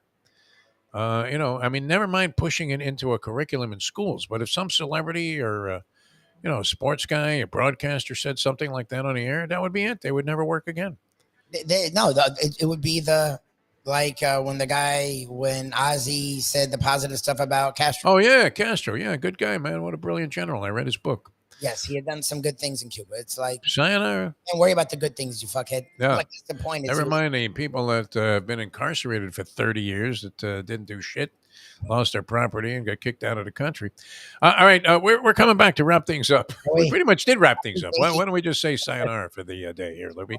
I'll save you the embarrassment, and then we'll play a couple of important messages. Mike Mayo's lunchbox, 12 o'clock today. The Mayo Man was on a West Coast swing, and then he came back that same day and went to Gulfstream. He drove back from Tampa that morning. Yes, he drove back. I guess his daughter dropped him off, and then he did his thing with us, and she went and did her thing. Yep. Wow, that's great, man. 4-hour little trek from Tampa. I mean, I don't think there's any way around 4 hours on that, is there? 3.5 to 4 hours. 3.5 to 4 hours. Even if you're flying like 3.5, I mean that's a quick run.